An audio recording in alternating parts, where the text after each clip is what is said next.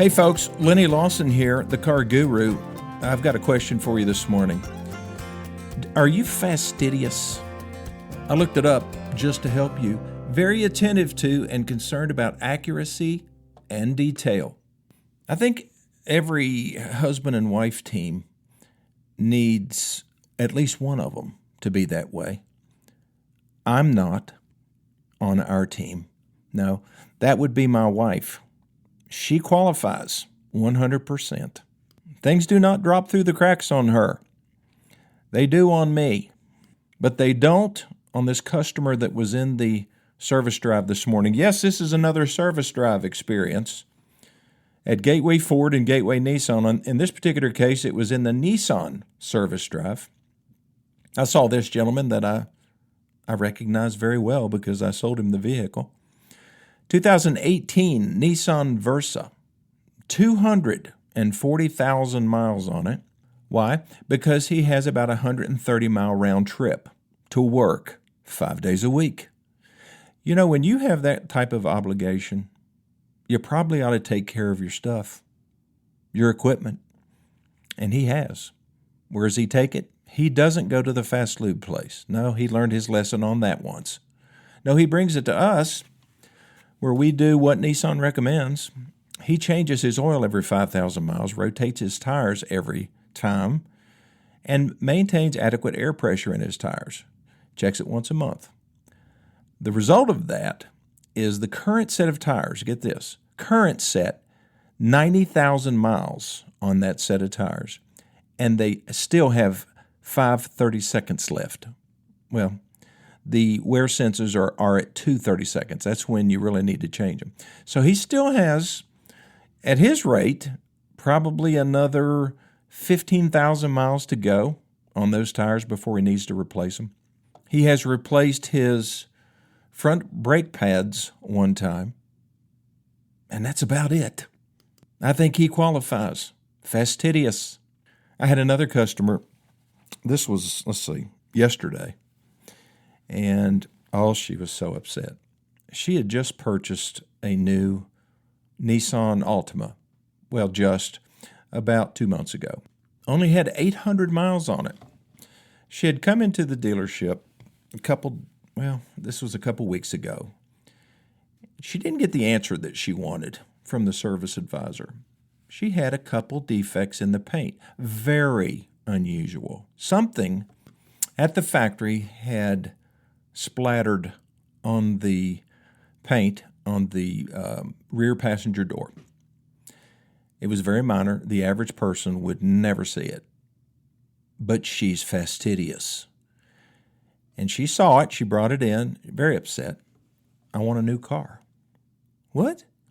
Because of this? You know, you got to be really careful with a fastidious person because they are easily insulted.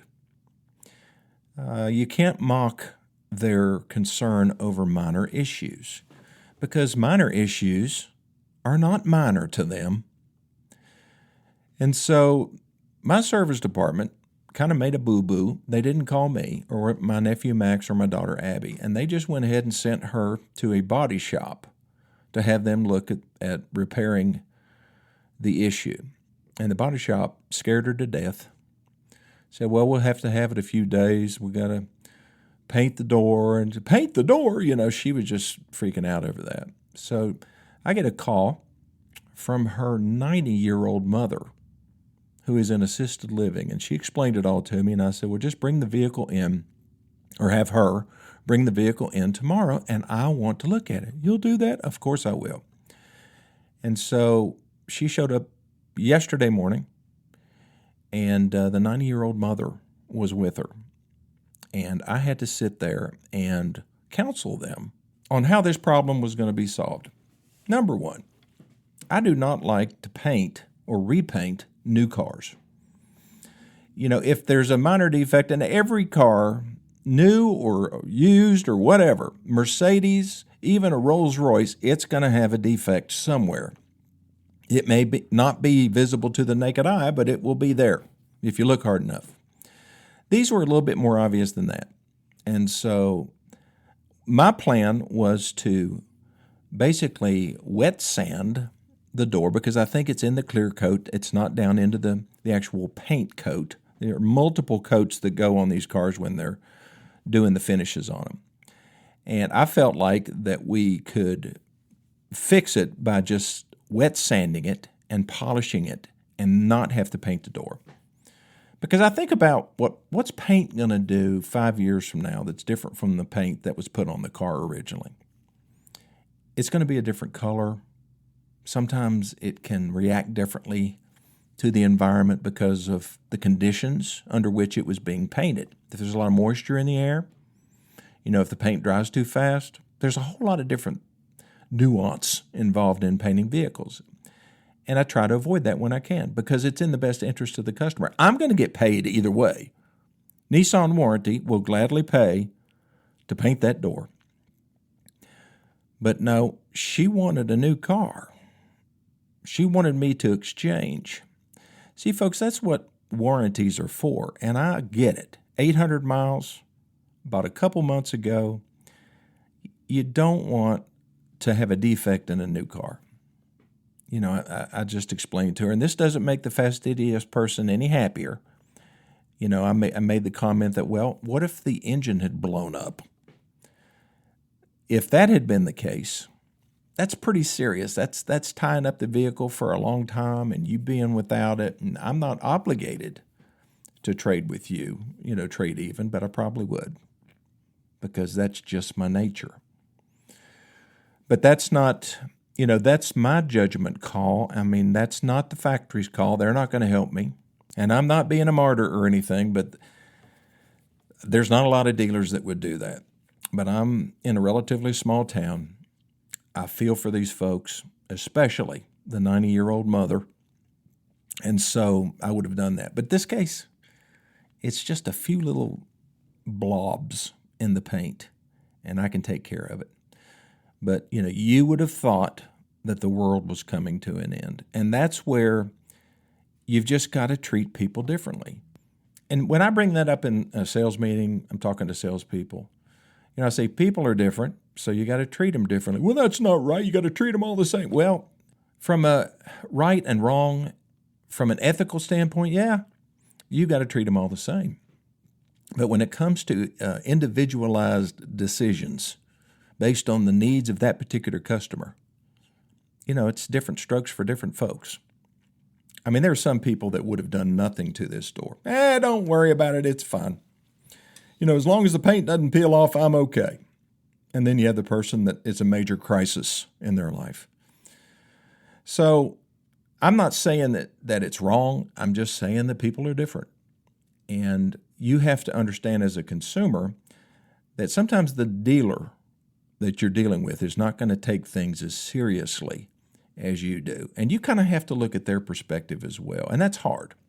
That is really hard for somebody that only buys a new vehicle like maybe every 10 or 15 years like these folks. I mean, it's a really big deal. And she said, I don't think you ought to have to paint a new car. And I said, I totally get it. I understand. And I wouldn't want to paint my new car either. But the warranty will pay for it. It is a factory defect, and that's what warranties are for. And I'm going to do everything that I can to not paint the car. But if I do paint the car and there's a failure as far as the paint is concerned, I'll guarantee it for as long as you own it. How's that sound? You'll do that? Yes, I will, and I'll put it in writing. That's another thing, folks. If a dealer makes you a commitment, a personal commitment to do something, whether they owe you a set of floor mats or that they'll provide some service to you at some far-off date, get it in writing, please. I hate to say it, but a lot of salespeople, as soon as you leave, as soon as they see your taillights going over the curb, as they say, they have forgotten you and are thinking about their next sale. That's unfortunate, but that's life. Okay, I'll be back in just 1 minute.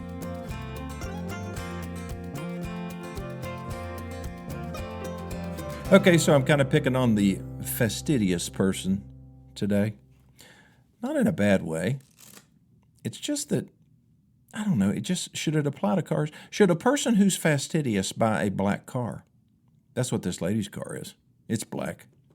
She should have never bought a black car. The number one selling color in this country? White. Second, silver. Third, black. Fourth, gray. I've had them all, but only one black car. It was I bought it in 2007, and man, do I wish I still had it. 1985 Porsche 911 with a whale-tail spoiler on it. It was black with lipstick red leather interior, and it only had 25,000 miles on it. I paid $25,000 for the car. Today, that car would be a $100,000 car plus. So I screwed up. But, limited use vehicle like that, I can see buying a black car. But I'm more of a white car person for multiple reasons. Now, I'm not talking about the pearl white. Pearl white is a problem if you ever wreck the car, because there's not a lot of people who can match a pearl white color. You see a lot of Cadillacs and, even Nissans and Fords. We have a pearl white color. And if you ever have a fender bender or hit a deer or whatever, and they have to paint it, you're going to have a very difficult time with paint matching. Well, let's say the body shop that's trying to fix it will. And so flat yellow, just not flat yellow, but just regular yellow without a lot of metallic or any metallic in it. In Ford, it's called Oxford white. It is the easiest color to match. It doesn't show flaws like darker colors do. Pretty easy for other drivers to see you, and maybe not run into you. It's cooler in the summer. And it's not just geezers like me that drive white cars. No, white cars are very popular, I'll have you know. And the big trend right now is to accent a white vehicle with black trim, black wheels, black moldings, black grille. That's what my F-150 has. It's all blacked out except the paint. And at first, I did not like it. I like chrome better. And also don't like how hard the wheels are to keep clean. If you have chrome wheels or kind of a flat gray painted wheel, much easier to keep clean or to look clean even when they're dirty. See, that's what I like. I used to like sand-colored cars because they looked like dirt. I could go a month without washing my vehicle and it looked just fine. From a distance, it looked like it'd just been washed. So I kind of go for practical. I may not be fastidious, but I am practical, at least some of the time. Let me give you an example of a person who is neither fastidious nor practical. So, this could be a team mistake, okay? Husband and wife decide to just go on a drive one Saturday. They're driving around and looking at nature, and all of a sudden they drive past a car dealership. She says, "Let's go look at cars." And so they turn in and look at cars, and they're out of their vehicle and running around looking at all different things. Salesperson walks up, says, "Can I help you folks?" Said, "No, we're just looking." Said, "Is there anything in particular you're looking for?" "Well, no, not really. Would you like to test drive something just to see what it's like?" "Well, sure. What do you got?" And so they test drive a vehicle. So they come back to the store after they test drive it, and the salesperson's sitting there waiting for them. When they get out, they said, "Boy, that was really nice." Said, "What kind of monthly payment you looking for?" "Oh, I don't know. We weren't really thinking about buying a car, but I guess if we were, probably around $450." And he said, "Well, we might be able to make that work. Come on in, sit down. Let's talk about it." Next thing you know, they're in the finance office signing the paperwork. It's $650 a month. And they leave, and they're happy initially. And then they take it home, park it in the driveway, show it to their neighbors. Oh, they're just so happy. And then they wake up the next morning, and they're looking at each other, and they're saying, "What did we do?" Well, it's Sunday, and they can't really do anything. So they fret about it all day long. They don't drive it because you know what their intention is? They're going to take it back. They're going to be there before they open the doors on Monday and take that car back. So that's what they do. They wake up the next morning, pile into the new car, drive back to the dealership. They're not open yet, so they just park it in front and wait Finally, somebody unlocks the door, and they're rushing in the front door, and they're asking for the salesperson. Of course, he doesn't come in until 9 o'clock. So they have to sit around and wait and stew and worry and stuff like that. And finally, the salesperson walks in and says, "What are y'all folks doing here?" So we don't want this car. We can't, no, we really don't need this car. We acted too fast. We weren't being fastidious or practical. Oh, boy. So the salesperson gets this sorrowful look on his face. He said, "I don't know about that, folks. You signed all the paperwork and everything. I mean, what happened?" "Well, we just decided we didn't want it." "Well, why'd you buy it in the first place?" "Well, I don't know. It was a spur of the moment kind of a thing." This has replayed itself millions of times in this country, and it happens every day in car dealerships. It doesn't always happen at my dealership, but it has happened. And in that scenario, there's a couple things that I guess are possibilities. You might actually have purchased at a very forgiving store, one that has kind of a long-term view, and they think about retaining customers, and they really don't want somebody that's upset or unhappy driving their vehicles because they know what people will do. They'll talk. They'll post truths and lies on social media. And so, they may do something. They may try to trade them back, do something, put them in a different car or give them their money back. That's rare. But then again, most dealerships are going to say, "Folks, you signed for it, you bought it. I mean, if you want to trade it for something else, you can." "Well, what about our trade-in? We'd like to have it back." "No, we already sold it." See, that's the game that they play because they don't want you to back out on a deal. They've already reported the sale to the manufacturer, and they were probably in some kind of a contest, especially if it was at the end of the month. And they will fight you tooth and nail to not give you the car back or let you back out of the deal because they don't have to. A lot of people think, well, you have 3 days, don't you, to back out of a deal? No, not in the car business. You have 3 days to back out of a mortgage if you sign a mortgage statement to buy a house. But that doesn't apply to a car unless, now there is a little caveat here. If you signed all the paperwork at the dealership, you're stuck. If you signed all the paperwork at your house, like at your kitchen table, there's a 3-day waiting period, and you can get out of the deal. So if you have any kind of concern about whether you're going to want to get out, just invite them to your house to sign the paperwork. And then you have time. But better yet, don't buy a car that you're going to back out on 3 days later. Put some thought into it. Think about what your non-negotiables are. Think about what your budget can support. Not your stretch budget, not the max, because you don't want to stretch. You don't want to buy too much house, and you don't want to buy too much car, because then you don't do enough living. And you're not able to go out and do the things that really make people happy.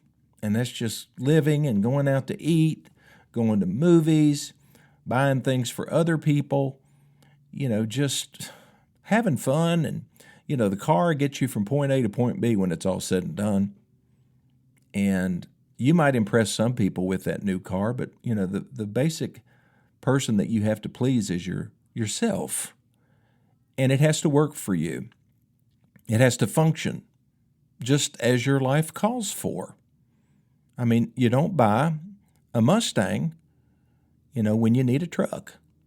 You don't buy a truck when you need an SUV. My daughter bought an Expedition, and it's great if the kids are older. But see, now she said, "Dad, we don't sell minivans." "I know, honey. I really need a minivan. I need those power sliding doors on either side, and we just don't sell anything that..." "I know that, honey. What you need is a Honda Odyssey." "How did you know?" "Well, because I'm a car guru. Remember, I'll be back in just 1 minute."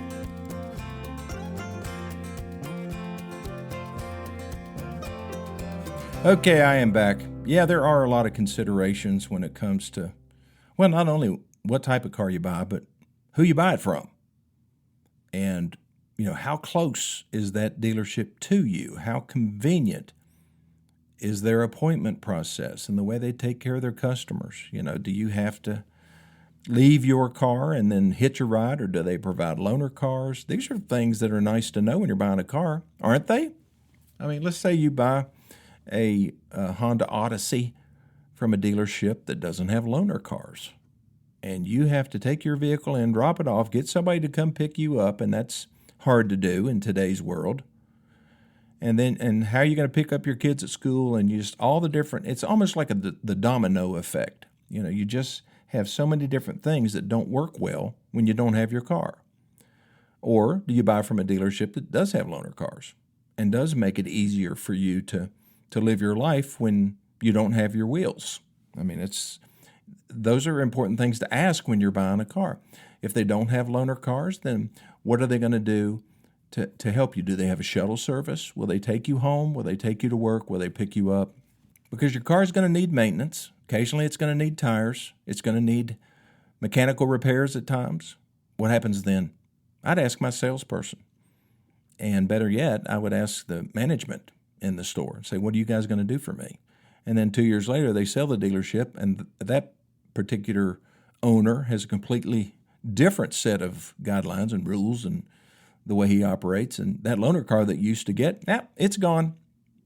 They don't have to follow the same rules when they buy a dealership. That's just the way it is. They're independently owned, and they do what they want to do. So ask these questions, ye fastidious folk. Be practical. And don't go bonkers when you have just a few little spots in the paint, because more than likely there's spots somewhere else and you haven't even noticed them yet. Well, thanks for listening to this edition of My Car Guru.